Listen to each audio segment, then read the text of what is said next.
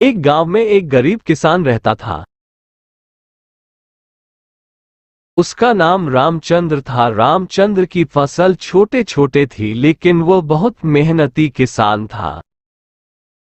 वह पूरे मन से अपनी फसल की देखभाल करता और उन्हें सबसे अच्छी खेती करने की कोशिश करता।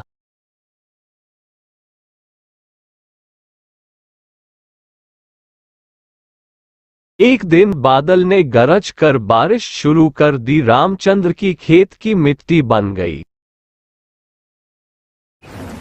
बारिश चलती रही और कुछ दिन बाद जब धूप निकली, रामचंद्र ने देखा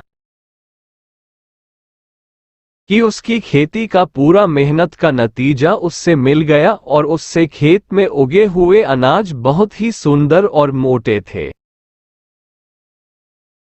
रामचंद्र ने खुशी के साथ अपनी पत्नी को बताया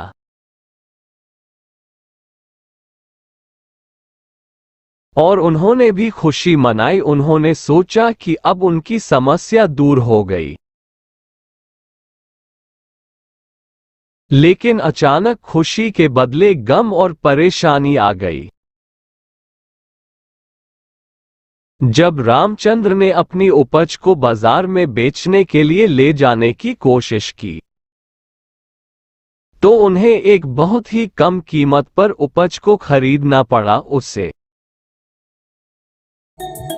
ये बात का बहुत दुख हुआ कि मैंने कितनी मेहनत से फसल तैयार किया, लेकिन रामचंद्र को फसल की कम कीमत मिलने पर वो बहुत उदास हो गया था। घर जाते हैं, रामचंद्र की बीवी रामचंद्र को उदास देखकर बोलती है, क्या हुआ जी, सारी फसल बेच आए लेकिन तुम इतना उदास क्यों हो जी? फिर रामचंद्र बोलता है कि अरे पूछो मत, एक तो इतनी मेहनत करके फसल उगाई और कुछ ज्यादा नहीं फायदा हुआ। फिर उसकी बीवी बोलती है, अरे क्या हुआ बताओ तो, सारी फसल तो तुम भेज आए, फिर क्या बात हो गई?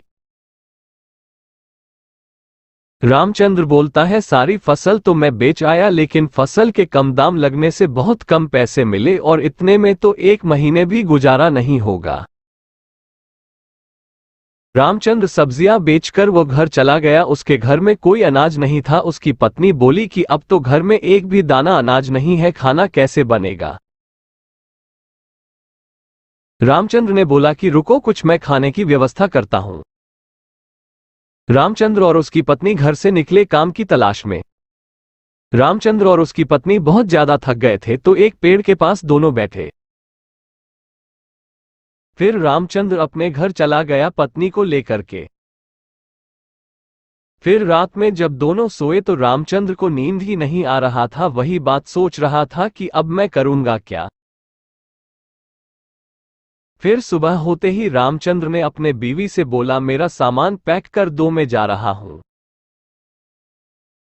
सुबह जाते हैं, रामचंद्र के मन में ख्याल आया कि मेरी पत्नी अकेली पड़ जाएगी। फिर रामचंद्र घर लौट गया। रामचंद्र ने ये ठान लिया कि अब मैं खेती करूंगा और खूब सारा पैसा कमाऊंगा। रामचंद्र के पास किसी चीज की कमी नहीं है। अब रामचंद्र और उसकी बीवी दोनों अब खुशी खुशी जिंदगी बिता रहे हैं। मेहनत करने वाला को कभी हार नहीं होता।